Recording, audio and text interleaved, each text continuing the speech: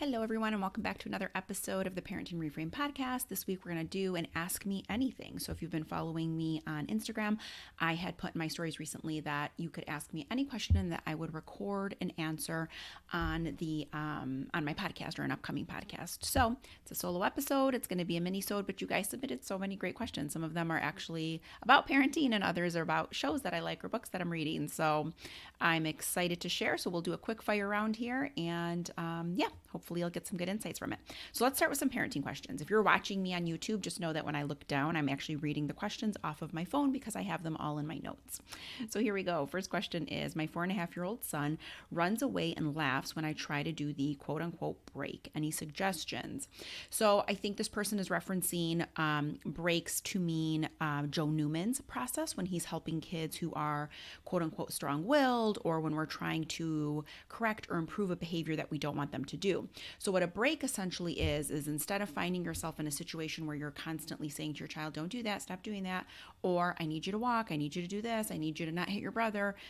What it does is it gives you something, an action to assign with your actual direction. So you would say something like, hey, if you can't keep your hands on your own body while you're playing, you're going to have to come and take a break with me.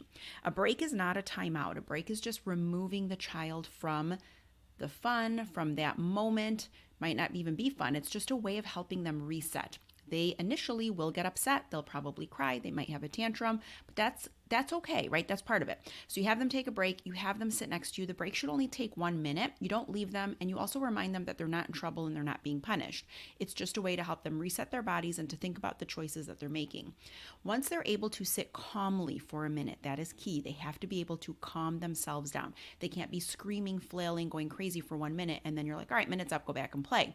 The whole idea around it is, can we teach self-regulation so that when the outcome they don't want is happening, how can they work through that distress? How can they work through those hard emotions, get to a place where they feel regulated again, reflect and consider what just happened, and then go in and make some better choices. So essentially, I love doing breaks. I think they're a fantastic way to teach kids and help kids. I also think it honors a child's ability to kind of recognize that they have the tools to calm down and that we, the parent, aren't always the ones who have to calm them down, which I think is something a lot of us do.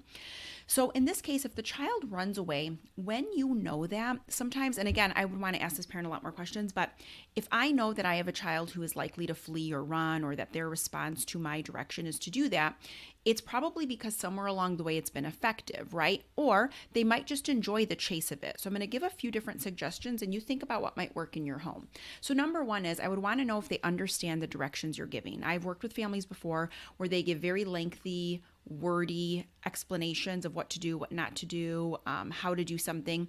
And though the child might appear to understand, they don't always understand everything or the totality of those directions.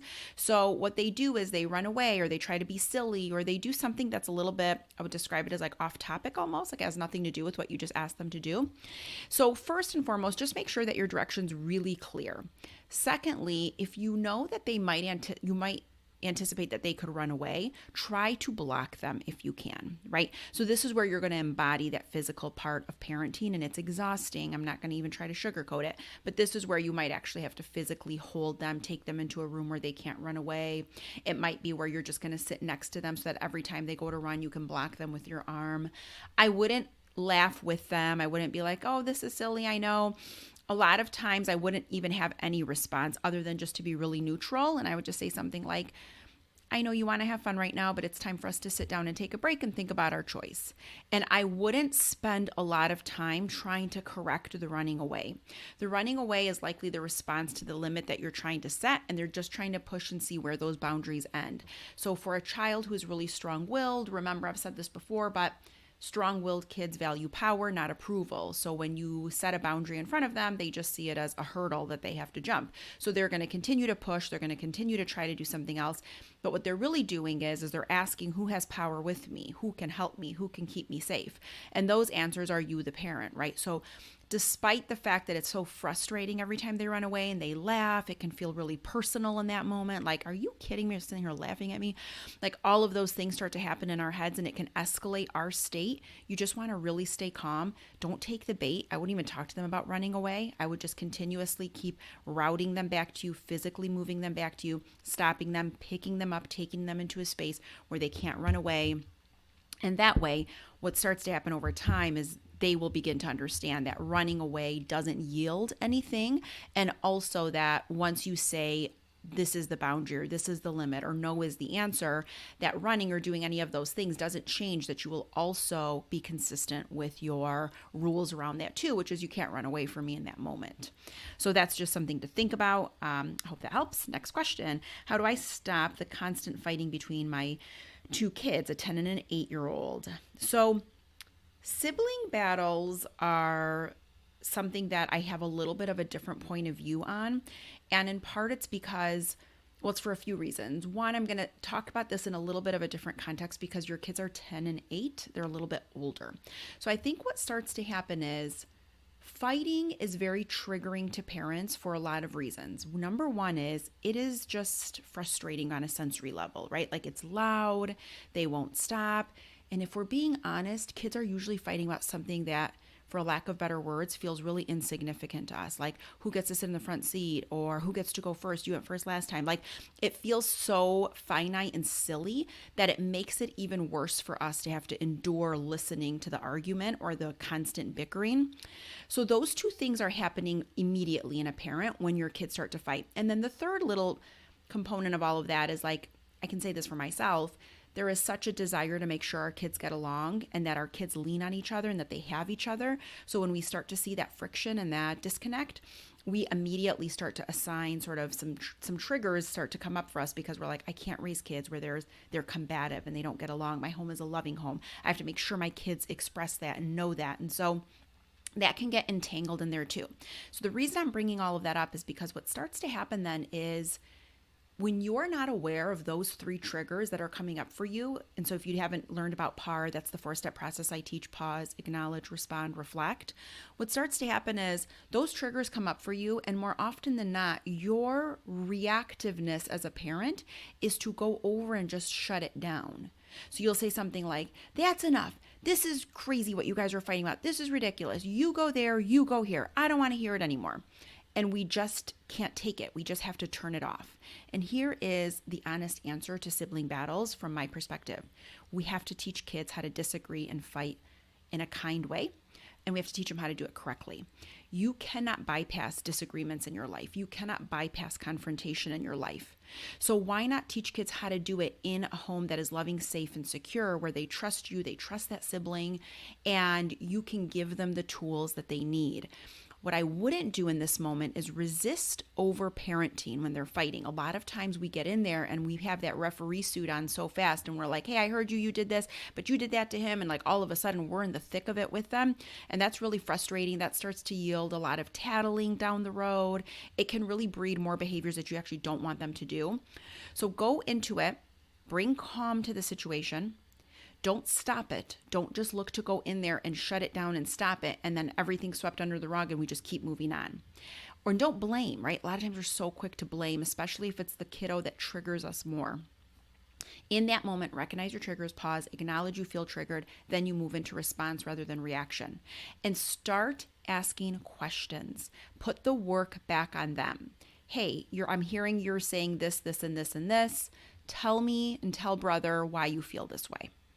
Brother, the rule is when we have a disagreement, you will get your turn to talk too, but you and I right now, we're just listening. That's our job. We're just listening. Even if we totally disagree with every single word that he says, we have to listen. And then it's going to be your turn, and we're going to give you that same respect. And then ask questions of both of them. Don't give answers. Don't tell them the solution, and then come up with a plan together. So what would work? Clearly you're upset because he got the iPad first and you wanted it. Okay, I think we heard everybody's concerns. What would the right solution be? I'm telling you, more often than not, if you make it a process that they have to go through, the fighting reduces significantly, because now all of a sudden they know what they're supposed to do. It's just they're impulsive in that moment too. They're going to stop to think about those things before they start to engage in an argument, and they're going to have the sort of preventative tools to say, hey, can I have the iPad first? I know I went first last time, but I have to go take a shower later and I want to make sure I have enough time, or whatever the case is. They're going to start to reframe it themselves and see it differently. So that's what I would suggest regarding sibling battles. I know it's hard, but my best advice is let that fight happen, assuming they're safe and not hurting each other. If hitting is involved, physical fighting is involved, that's a very different scenario. Okay, next one. How do you stop an inappropriate behavior immediately when they're not listening? So this is an interesting question. I wonder what you mean by immediately. Like when I'm hearing that, is it that? Because that to me sounds like a triggered moment for you. So when a child engages in a behavior that we don't want them to do, and our knee-jerk reaction is to get it to stop ASAP, like we want it done and over with, it's usually bringing up something in you that we haven't quite confronted yet. So, for example, let's say your child uses whining to get what they want, or they use a lot of whining and it really irritates you. It's like nails on a chalkboard, right? I can say for myself that was one of the most frustrating, triggering behaviors. So when the child whines, because you're so triggered and you're so frustrated by that behavior, your desire is to make it immediately stop. But kids don't really operate that way, right? If we could just turn things on and off, you wouldn't need me to make this podcast for starters, and there probably wouldn't be thousands of parenting books and all these other resources for parents to use, because unfortunately it just doesn't work that way, right? Kids don't just immediately stop.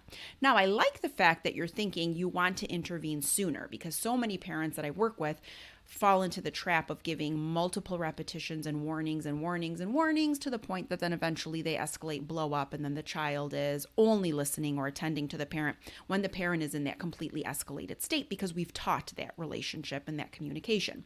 So I like that you're saying, let's get in there sooner. And maybe that's what you mean in all fairness, but I do want to address the fact that when we're asking for something to change immediately, it's something in us that's really bugging us. So I'll use myself as an example here. So whining for me was one of those things that felt so triggering.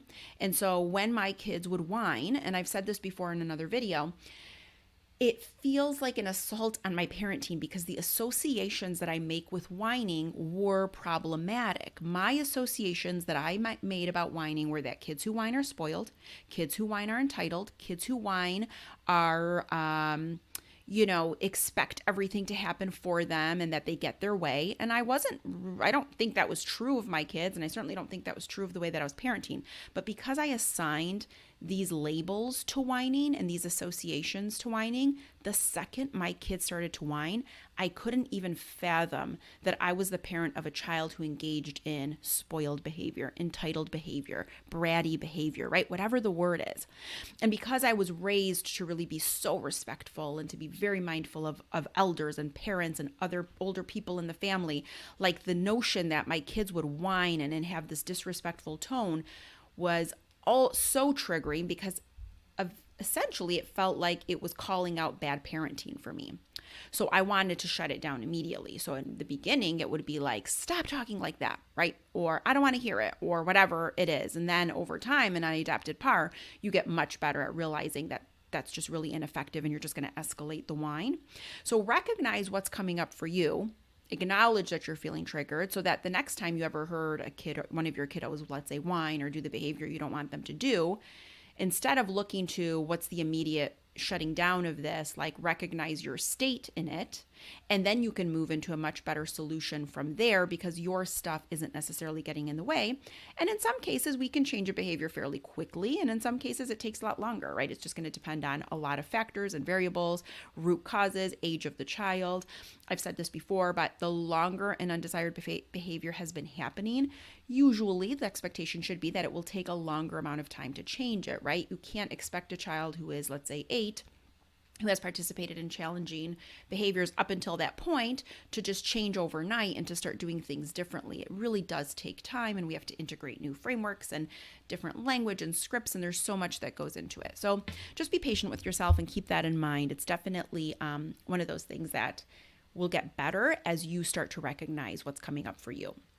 Okay, another parent asks, how does this work when your 18-month-old has tantrums? A lot of your advice asks us to just say the thing that they did wrong, set the boundary. I don't think my 18-month-old has the language skills to understand that.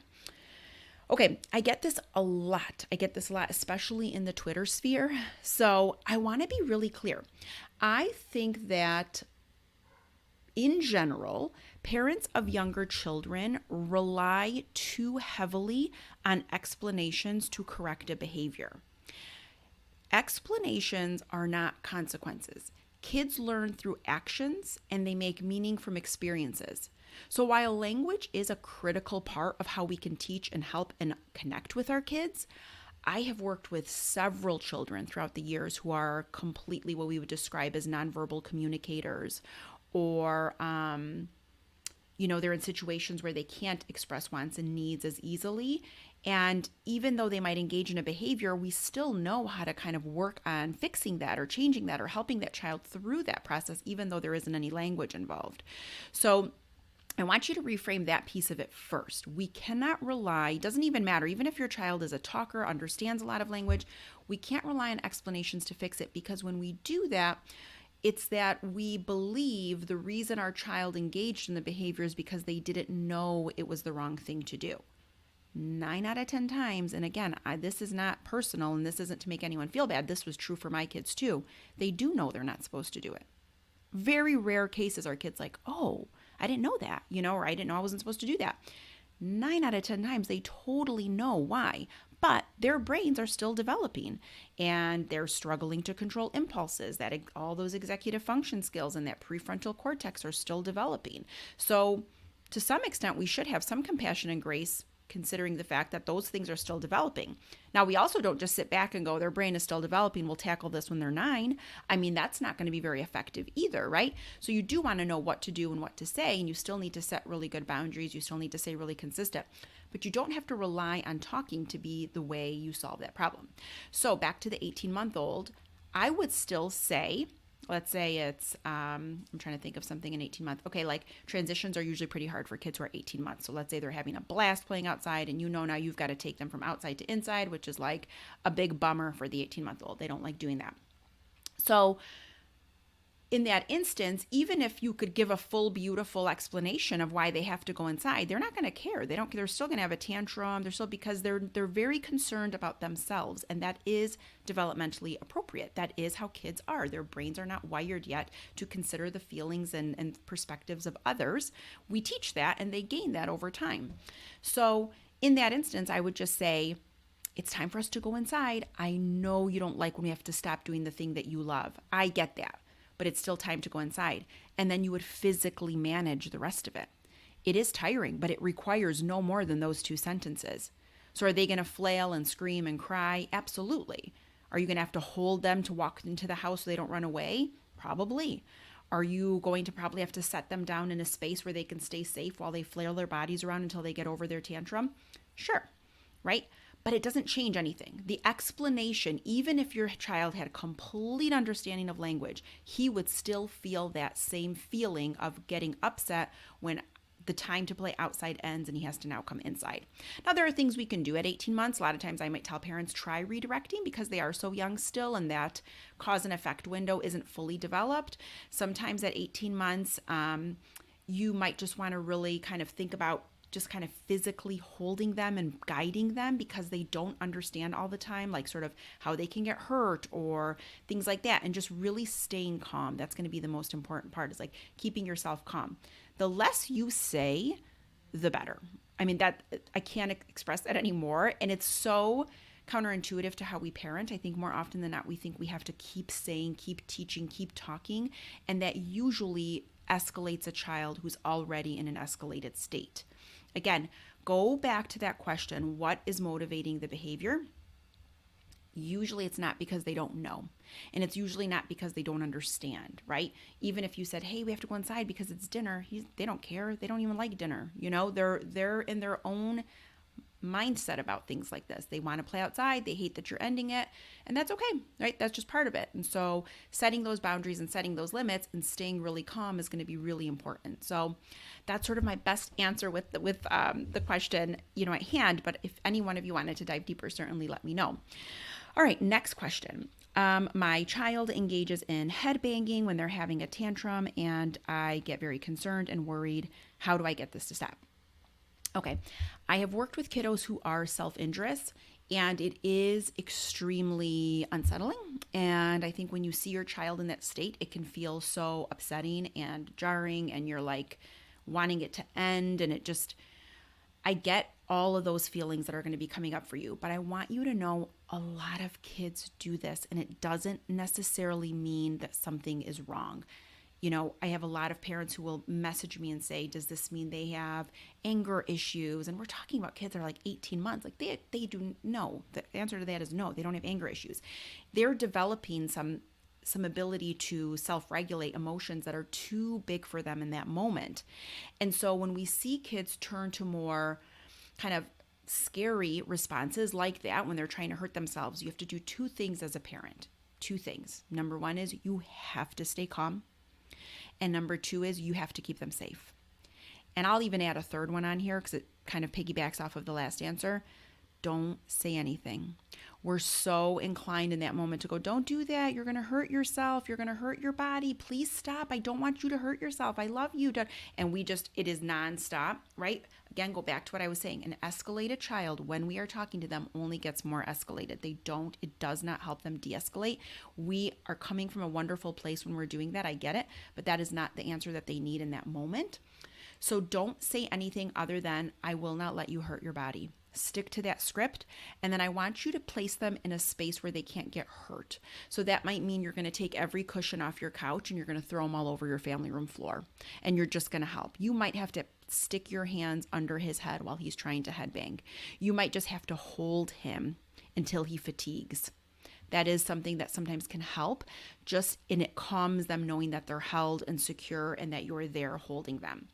But those are the things you want to avoid doing, and stay calm and just remind yourself it is not, it's not to say that you're doing anything wrong or that you're a bad parent or that your child has something wrong. It is scary in the moment. I understand that completely, but it does not mean any of those things. I know a lot of children who used to headbang during a tantrum, or they would bite themselves is a really big one, or they'd scratch their arms, or they would scratch somebody else. And they did not wind up having any anger issues or diagnoses later. They developed, everything was fine. And so I just want to put that out there, that it is not indicative that something is, quote unquote, medically wrong. We'll put it that way. Now, certainly there are some children who have different diagnoses who would also engage in self-injurious behaviors. In either case, you're going to respond the same way. You have to keep them safe. You absolutely have to keep them safe. You have to keep yourself safe, and you've just got to find a way to keep yourself calm. This is where PAR can be really helpful. Just pausing, acknowledging that you feel triggered. It's so hard to see your child in that kind of distress. And then you're going to go in and respond. And the response truly is keeping them safe, holding space, keeping yourself calm, and telling yourself over and over, my child is okay. This is something they need to go through. I am okay. I am a good parent. I will keep them safe. So I hope that helps. All right, I'm going to jump in and do these are quick questions. They're just some personal questions that I think it's really funny that I got asked these questions, but I will go ahead and answer. So number one is, what do you put in your smoothie? I noticed that you post about making smoothies, and I was curious to know what's in them. Okay, in my smoothie, it is some type of frozen fruit, usually a berry, so strawberries, blueberries. I don't do the raspberry, blackberries because there's too many seeds. And then half a banana, spinach, protein, almond milk, and a scoop of some kind of a nut butter. So that is, in a nutshell, my smoothie. I love Kelly LeVeque, Be Well by Kelly's protein. It's really good. I like the vanilla one the best. And I also like Garden of Life protein. That one's also very good. And I get the plant-based in the Garden of Life, but I do get the plant-based in Kelly LeVeque's, and it's excellent. Both are very good. So if whatever your dietary concerns are, those are two very good options. But yeah, I have a smoothie at least, I would say, 5 times a week. They are one of my favorite things to have, especially in a pinch. Next question is, what is a show that you're currently binging or just binged, or do you not even watch TV? I feel like you're maybe somebody who doesn't watch TV. This is really funny. Like, I actually love TV, so I'm not even sure what I've communicated here through the podcast or my newsletter or Instagram or TikTok, but I do love TV. So let's not even get it twisted. No judgment if you love TV too, because I do really enjoy it. I will say I have to put a lot of sort of boundaries around TV for me, because I have a very kind of compulsive nature. Like, if I start a show, I will want to finish it all in one day. Like, I have a very hard time walking away if I know the next episode is available. So I do try to be a little more measured about that because I know myself. But the last show I recently binged, I did talk about this, I think, on Instagram, was The Bear. It's on FX or Hulu. I love this show so much. I can't recommend it enough. I have told everybody that I know about it. It is my favorite show. So good. The acting in it is phenomenal. And I've been in Detroit. I go to Chicago often, and I feel like whoever cast that show is a genius. Like, they must understand and know Chicago really well, because I feel like every character in that show could be somebody you know or a friend of a friend. Like, it is done so well. It is just, and then if you watch it in the second season, there is an episode that's all about the main character's family. It's sort of like a flashback. It almost is like a movie. And Jamie Lee Curtis is in it. And my husband watched this show before me. Sam is his name. And he said to me that you have to watch The Bear. He's been telling me forever. And I'm like, no, because if I start, I won't stop and whatever. So I think there was like some long weekend that I had, and I decided that I'd watch it. And he said, if nothing else, just get to the episode with Jamie Lee Curtis, because you're going to be blown away by how good her performance is. And oh my gosh, blown away. Like, just, if there are Emmys this year, I'm not really sure what's happening with the strike, but Jamie Lee Curtis, bravo. She was fantastic. So if you're a Jamie Lee Curtis fan, watch The Bear. You will love that show. If you're just a fan of good TV, you will love it. And then currently I am a big Project Runway fan. So that's usually my like one show a week that I watch. But yeah, so if anyone watches those shows, let me know. Message me. I'd love to hear your thoughts. Next question is, what are some podcasts that you listen to? Okay, I've talked about this before, but I love Pulling the Thread with Elise Loehnen. She's one of my favorites. Her book is one of my favorites, On Our Best Behavior. I think every single woman and mom should read that book. I actually think every man should read that book. It's an excellent, excellent book. Her podcast is excellent. The guests on there are really, if you're somebody who's really interested in sort of a new perspective, spirituality, consciousness, growing sort of changing the way you might see things for the better, like maybe expanding your mindset is the best way to describe it. I think her podcast is above and beyond for me. She's a super cool person. I like it. So that one's one of my favorites. I also, from a parent-teen perspective, I do really love Raising Good Humans with Dr. Eliza Pressman. I think hers is excellent. And then what else? I'm trying to think. I listen to so many. I listen to Kathy Heller's podcast. She's fantastic. I also listen to Glennon Doyle and Abby Wambach and Sister. That's Glennon Doyle's sister is what she's referred to on the show, but they're a lot of fun. I love that podcast too. So yeah, and I actually listen to a ton more. Those are the ones that I'm remembering. I walk a lot, and that's usually when I'm listening to podcasts. So I think that wraps it up. I have a few more, but I will leave those for the next time that I do a Ask Me Anything podcast. This was a ton of fun. So thank you everyone for listening. And if you have any questions, send them my way, and I will put a bunch of questions together, and maybe every, few weeks I'll record one of these episodes for you. So stay healthy and stay well. Until next time, thanks for listening. Thank you so much for joining me today. If you liked what you heard, don't forget to subscribe, rate, and review this podcast wherever it is that you're listening right now. And what really makes my day is if you share or recommend the podcast to a friend. It is the greatest compliment. If you have not already, head on over to theparentteenreframe.com, where you can subscribe to get my weekly newsletter, Parenting Skimmed. 10 sentences delivered to your inbox every Thursday to help you parent and live a better life. It's for the parent who constantly told me, I just don't have time to read. Make sure to come and say hi to me on Instagram at The Parenting Reframe. My DMs are always open, and I love hearing from you. Until next time, this is Albiona.